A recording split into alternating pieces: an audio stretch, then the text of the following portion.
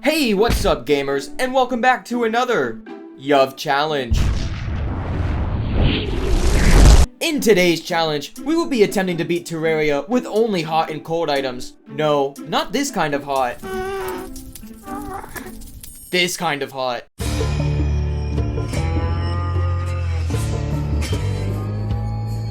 So, a hot and cold and desert and winter themed challenge. The rules are simple. Any items that are hot and cold, come from a desert or snow biome, will be allowed. We'll try our best to use nothing else, unless we get ridiculously stuck on progression. This does not apply to armor or tools, but we'll try to keep the theme going for as long as possible. Finally, I've included a few minor quality of life mods as well. All can be found on the screen now. None of these give us any major perks other than just saving time. So, with all of that said and done, let us get right into it.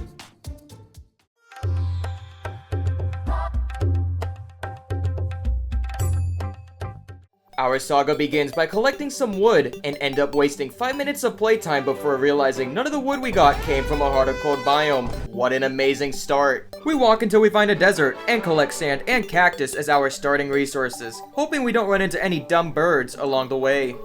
I'm over here stroking my dick. I got lotion on my. I'm over here stroking my dick. Okay. You know, me and the homies, we go way back. We go way back. We ain't chill like that, I guess. We ain't chill like that anymore. Chill! Let me get the cactus. Get off of me! I'm over here stroking my dick. After being sent back to spawn by those kind Samaritans who graciously wanted to point us in the right direction, we swing it over to the right side of our world. We eventually stumble into our snow biome and begin collecting all of the wood in the region and find our first cave shortly after. We have to use some of the limited amounts of cactus that we have to make a cactus workbench and helmet and descend into the cave below. We mine up all the ores we can find, get pushed into a dart trap by a lone shark slime I owed well over $10,000 to, end up respawning in the middle of the night and get gangbanged by zombies repeatedly, and hide in a desert coward shack waiting for it to turn to day. Oh, cool, look at that. Oh, this seems like it'd be a great place to work. But I didn't go to college. The $20. Hey, I think you forgot my shirt. There's no shirt. Well, no, I know you have my white shirt. Can you check again? Don't need check. I don't have no shirt. Listen here, Washy, you do have my shirt. I know have. We return to that snow cave and find literally, and I quote, Jack Squat. And then we get clocked by the world's strongest flinksball who just finished his 300-pound benching session. Look, it's a little flinkball. Damn! What the f- 2 hits? Oh, I don't want to walk back here again. Early game is the worst. I don't move fast at all. We carry on mining up ores, freezing our balls into ice cubes, and continue deeper into the frozen abyss below. It's been over an hour, and we are yet to see a singular chest. I don't know how much longer I can play this with only a cactus sword to defend myself with. On the singular bright side, we keep finding a lot of life crystals, and absolutely tear into them. We find stone for a furnace, smelt up a better pickaxe, and 2 hours later, finally run into the very first chest of the playthrough. And we get an ice boomerang. Yay. The next 2 main weapons we'll be after is the flint staff and the snowball cannon, so that we can have improved survivability when we decide to visit the underground desert, and a ranged weapon to fight some bosses with. Alright, be something good. Ew, let's fucking go! I can finally move faster than 1 mile an hour now. We continue through that ice cave and collect more loot and goodies. Eventually find that snowball cannon we were after 20 different chests. Use it to pelt those smug, little flinked pricks that wander those caverns. Craft up our flink staff. Pelt even more flinkses. Kill a Viking skeleton for a cool compass accessory. And teleport to spawn. Then we wander back to the ice biome and begin construction of our Yove crack shack, where we will unload all of our fat, dumbalicious loot.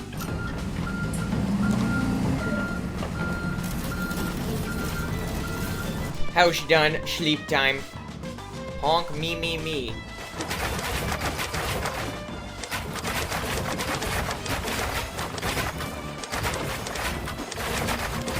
I call this one here Trump Tower, USA all the way. We craft up that flink's fur coat and buy some additional supplies from NPCs, and now we're ready to head over to the underground desert and begin the second chapter of this playthrough.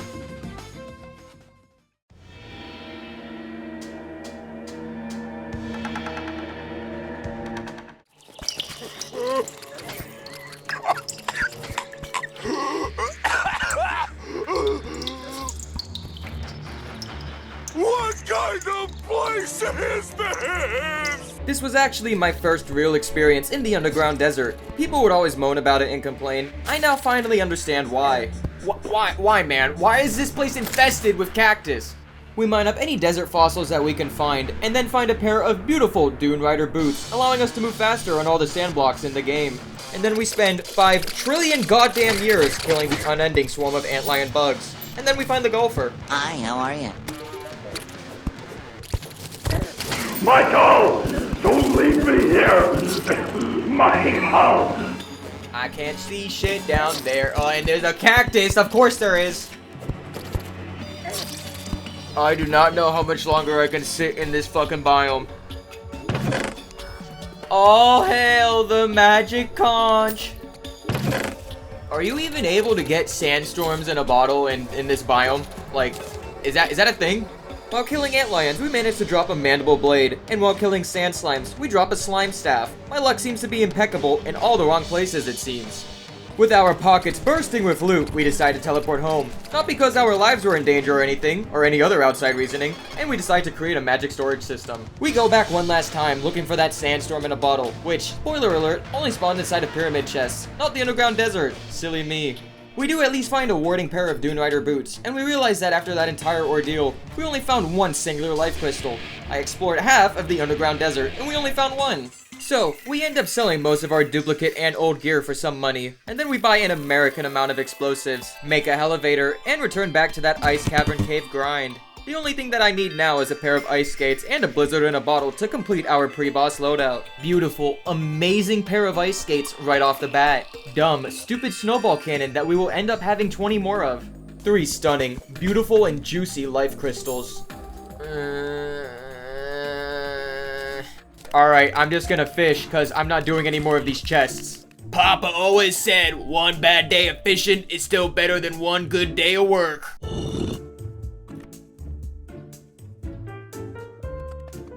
I fished for 90 minutes and I have not gotten a single goddamn ice crate.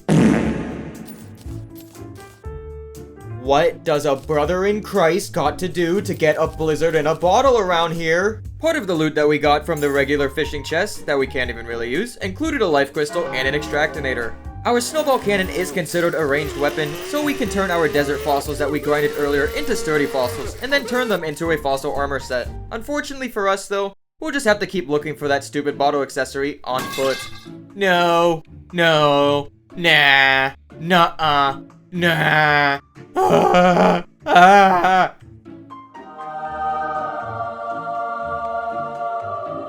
With our boss loadout complete, we create a boss platform arena and use our extremely limited selection of buffs. We then summon our first boss, the Eye of Cthulhu, for our battle.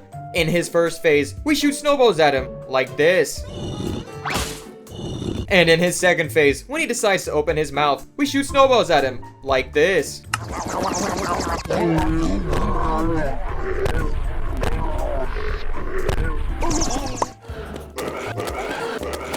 Alright, it's time to visit some dumbass worm.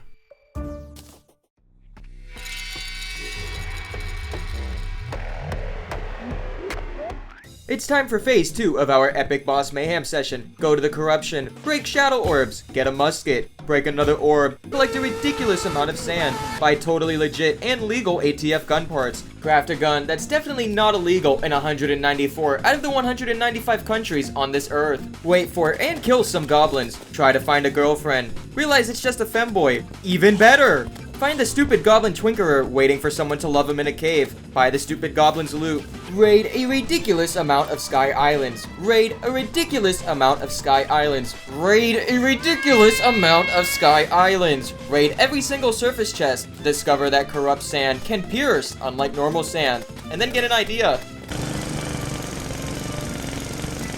We then make a quick stop by the jungle, collecting stars to max our mana bar. Explore the jungle, looking for an anklet of the wind, and avoid dying in the jungle. Or worse. Combine our accessories into frostbark boots and a blizzard and a horseshoe balloon. Sell our kidney, house, and firstborn child to the god of reforging, and then make an Eater of Worlds arena, and start the battle. All that we need to do now is line up the Eater of Worlds into a good position, so that we can unleash our sand gun's infinite piercing corrupted sand at all of his wormy segments. I clearly must be transcending into Nirvana. The health, just look at the health depletion. The sand gun is clearly on Team Ass Eater because it is wasting no time at all digging into those wormy cheeks. And brother, that worm must be fresh as a daisy, considering that the sand gun is showing no signs of stopping. I digress, the worm is atomized by our sand gun, giving us an immense feeling of satisfaction that one of our playthroughs is finally not a total mold fest. With this epic winner chicken dinner acquired, it's time to prepare for the wall of flesh. We create a nightmare pickaxe and a full set of shadow armor using the worm's, bottomless carcass as loot, and we begin farming hellstone to craft up some hellstone tools and a speedy upgrade to hellstone armor.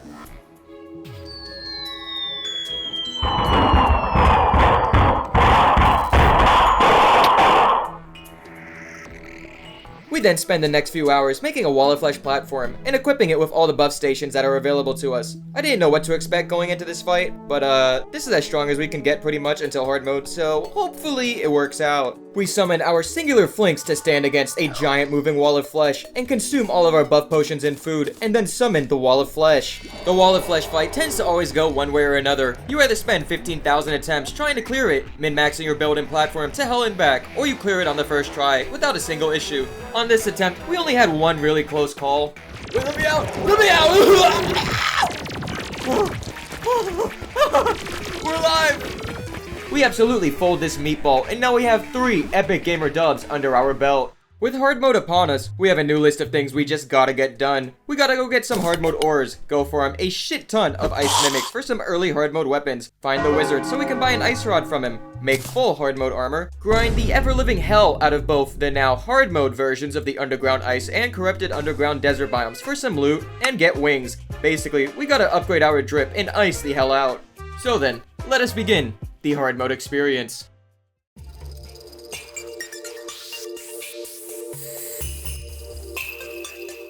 Thank Christ that the hard mode ores spawn everywhere. We get to farm for both hard mode loot and ores in the underground ice biome. That abysmal, terrible cold, and ball-freezing cancer biome. Most of the mobs we'll be after will be the frozen turtles, ice mimics, and frozen mermen, and we'll just have to try our best to not die 10 trillion times along the way. The loot dropped by the prior mentioned ugly cancer ice mobs will be enough to carry our thick, dumpalicious buttocks through most of hard mode, up until Plantera, and after that, it's just the same shit again, more grinding, just in the underground desert. We take a swing at some hard mode ores, specifically ones with the mithril and palladium flavoring. We continually get spanked by any single hard mode mob we run into, kill some more mimics, and sell our entire goddamn bloodline for some good reforges. We gnaw our teeth on some titanium, since the rest of our body can no longer feel due to extreme late-stage frostbite. Get our clogs popped by a giant bat, and find the bound wizard, tied up and smelling like he just got out of a use and abuse station. Ugh. We buy what we need from the wizard, and then get spat on so hard, we combust in place. Thrice. Oh, it's like they just have non-stop spit, ice spit, non-stop ice spit. It's like they're fucking touring on me. Fucking tour. After getting enough tight as your mom titanium, we make that full set of hard mode armor, with swappable headgear accessories for both the ranger and mage variants. We then spend the next few hours making a frozen mob farm, farming frozen turtles and mermen for the loot they can provide us, not caring a single bit about what it does to the local ecosystem when we push both of their species to near extinction. We only care about the loots and profits here, baby. We're gonna be going for the only cold-themed wings in the game, the ice wings. So first, we take some time to pelt some wyverns, and then farm for that ice feather, which only drops from ice giant golems, which are basically bosses.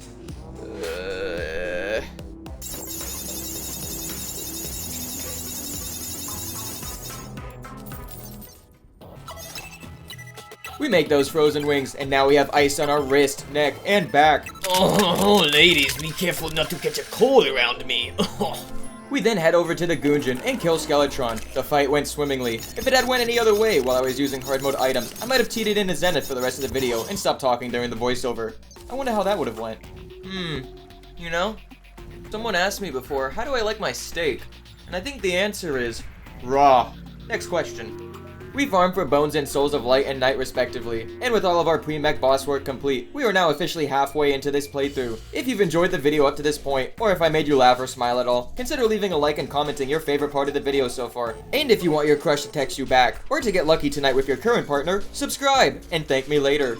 We expand our boss arena that we use for the Eye of Cthulhu. Start the mechs off right, by trying to kill Skeletron Prime, dying.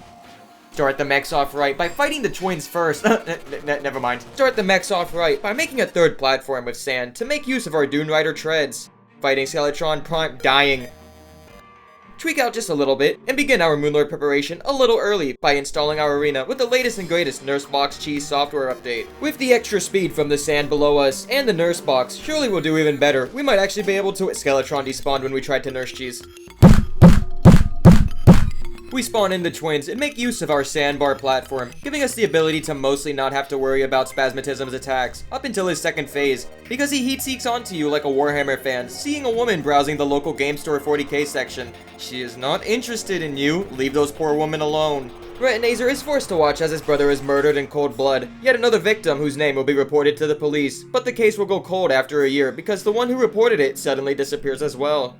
The following night, we take on Skeletron Prime for round 4. We specifically target his laser cannon, so we have less to worry about. Honestly, the fight is going pretty good. We just have to remain calm and not try to rush anything. Oh shit. Ah! Get away from me, you womanizer! You weirdo, you freakazoid! We bring down Skeletron Prime, leaving only the Destroyer of Worlds left out of the Mechanical Boss trio. And I know just how to stop him. We create a small box slightly above a spot the Destroyer cannot reach. I mean, he could reach it if he tried, but thankfully, he only has the IQ of those weird popular wannabe gangster kids that exist in every grade for some reason. So from the safety of our little box, we rain hell upon the Destroyer, and try our best to avoid being probed in places we do not want metallic probe-like objects inserted into until the Destroyer is defeated. With the Destroyer down, it's time to head into the jungle to eliminate Plantera and Golem, and begin the 5th chapter of our playthrough.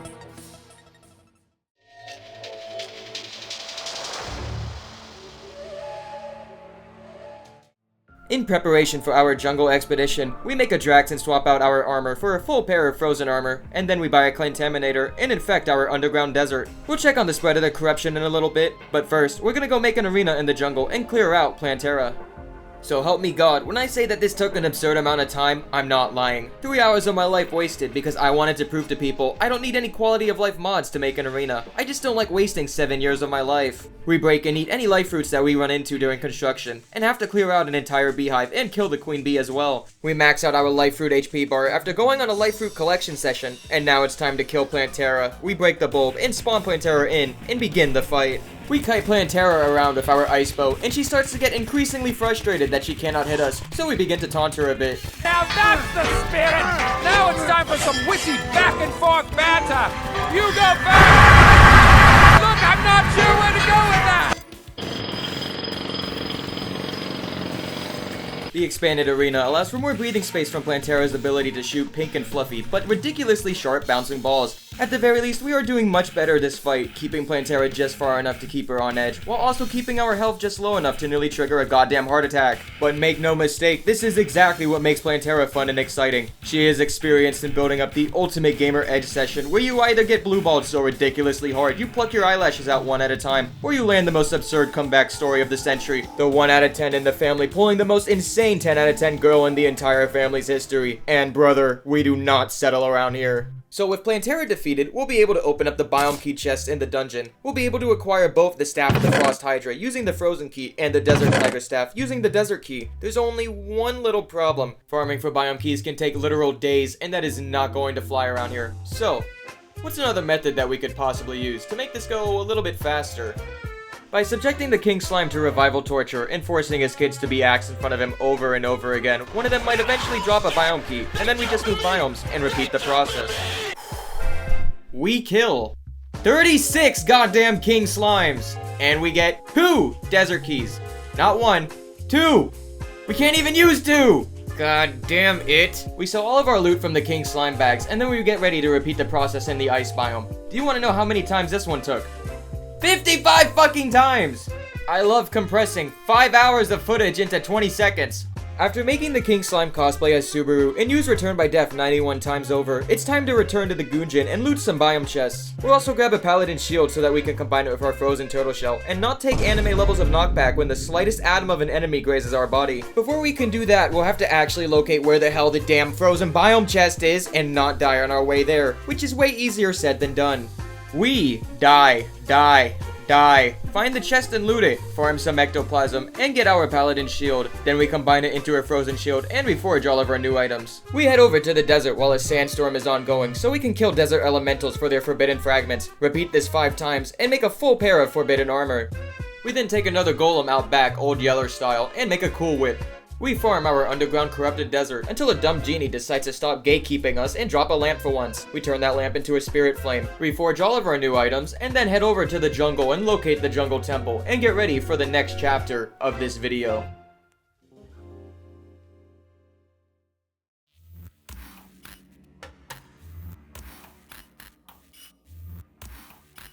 We slam open the temple door, looking to see what those disgusting lizard people are up to, and we find something quite disturbing. You know, I swear I hear something down the hallway. What's that noise? There's no way you can move so excellently, excellently, and perfect at the same time. Beautiful. You're beautiful, honey. Keep it moving. Yes, let me turn around, please. Oh, let's take a look at the bottom of the toes. Look at the bottom of the feet, though. You gotta pay to see that on most. He gives it out for free, or she. I hope this is a she, because I'm not gay. But I might be gay if this is a guy. Oh my god. We continue our way deeper into the temple, trying our best not to walk in onto any more lizard sessions, but it seems like the lizards have other ideas, pulling us into the show themselves whenever they get their disgusting green mitts on us. On our way back to the temple, it seems like Red thought it would be funny to pull a little prank on us.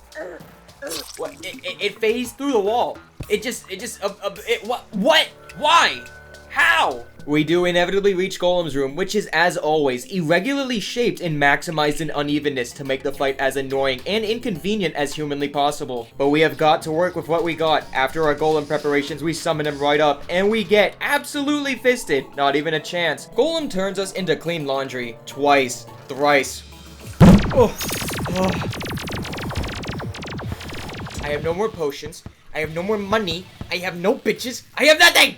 In order to avoid being humiliated by Golem another time, we go on a chlorophyte mining session and start farming for turtle shells. The only thing I can do at this point is attempt to survive longer with more defense, and God help us if that does not end up working. Allow me to keep it $1.50 with all the OGs who watch my videos for more than 20 minutes. These grinds are well and truly the most miserable part of these challenges, not because it's boring, but because of every kill. I feel like I'm slightly closer to the drop that I'm after, but it still always remains the same distance away. Very, very far away. I can only imagine the difficulty I will have in my late future when my wife cannot figure out why I'm sad at 3 in the morning because I'm experiencing shell shock flashbacks to getting anally pounded by giant flying turtles. After collecting the 3 turtle shells that we need, we combine them with our chlorophyte ore and bars to create a full set of turtle armor. After that's done, we will return to that temple to face Golem again and pray to whatever god in that cold abyss above us will listen to me to please let us beat Golem. After combining every possible potion we could craft with Cursed Flame Flask and our Turtle Armor, trying to get Golem soaked in as much damage as possible, both from us and from him. Since Turtle Armor reflects a portion of his own damage back at him, we kite around with our Ice Bow and use our Cool Whip when needed to reapply the Cursed Flame debuff onto Golem. All while both our Desert Tiger Summon and our Frost Hydra Summon deal additional damage, we break each one of his fists before we find out why Golem's nickname is Mr. Fister, and then lower his head's health until it pops off. So like, no head Golem? Get it? Because his head is starting to leave his body and it means like no head. We kite Golem around the arena, trying our damn best to dodge all of the fireballs and laser beams that he shoots at us until finally he is defeated. Now with Golem defeated, there is a smelly basement dwelling Discord Reddit mod admin deluxe scalping loser cultist that needs to get face slapped, so let's waste no time. Okay.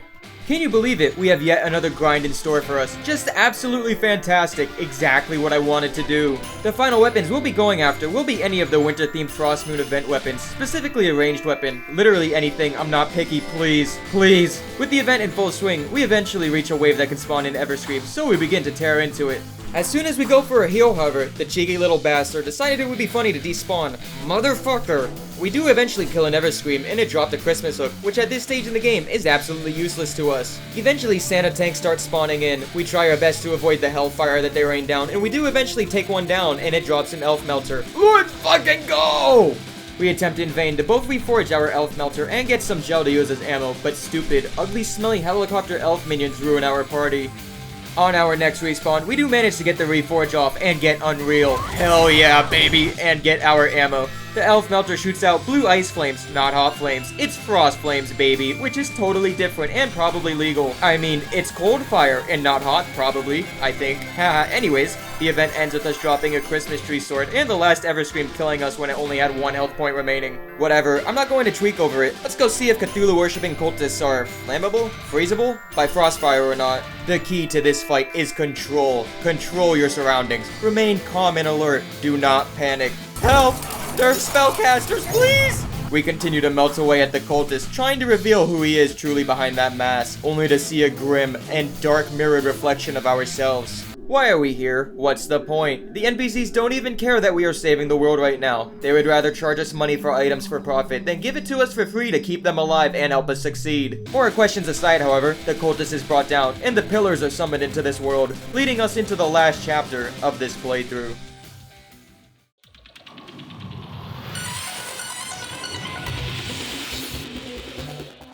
We start off with the Stardust Pillar and await for it to summon its balls.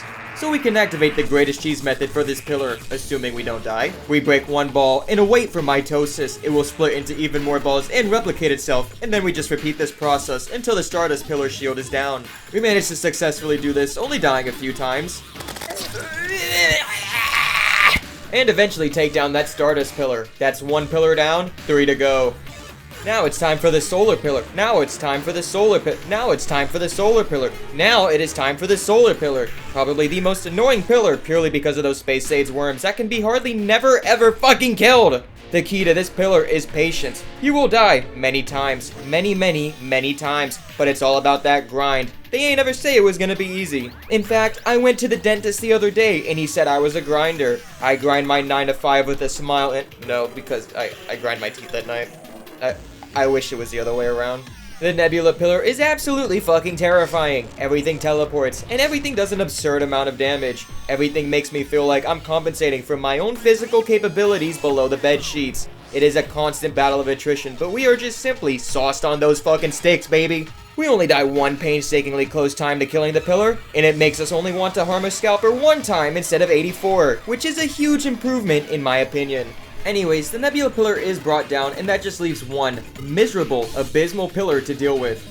Alright, let's keep this hate watching neat, professional, and quick. Dumb. Ugly, stupid. Dumb. No bitches having. Dumb. Built like a Big Mac Deluxe. Dumb. Piss Crybaby. Dumb pillar. Ranger class sucks. Ranger pillar sucks. This post was approved and certified by melee chads in your area. I actually think I cut this pillar more slack than I should have, but I'm not trying to participate in a YouTube demonetization plus permaban speedrun just yet, so I'll keep the rest of my thoughts to myself.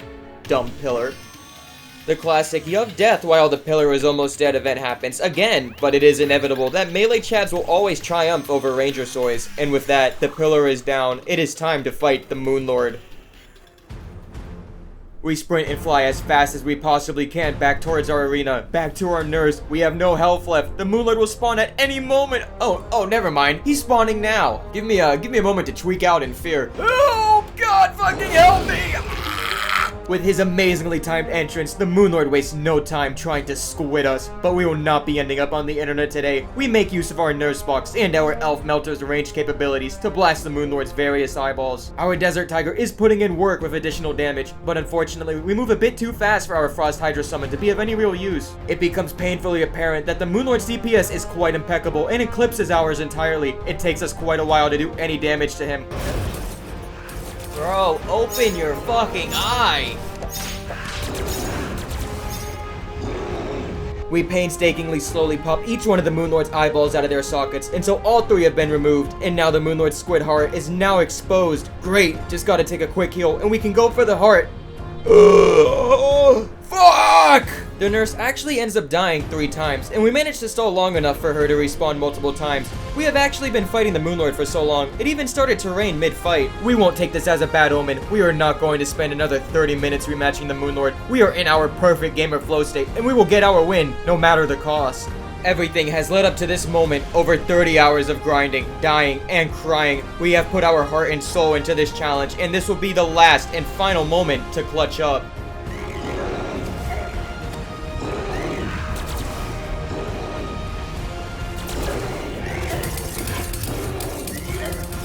That is what I'm talking about, baby! We do not lose those! Man, that was a good one. That's a YouTuber for sure. Ladies and gentlemen, we fucking got him. I have 2 more announcements before you leave. First, thank you for sticking around all the way to the end of this video. You actually make up a minority in my viewers, so you're just absolutely handsome and beautiful. Thank you. If you enjoyed this challenge, do consider leaving a like, comment more challenge ideas I should do, and destroy that subscribe button. I also make Minecraft content on top of my Terraria content, so if that's something you'd be interested in, click right here. Thank you all so much for watching, and I'll see you all in the next one.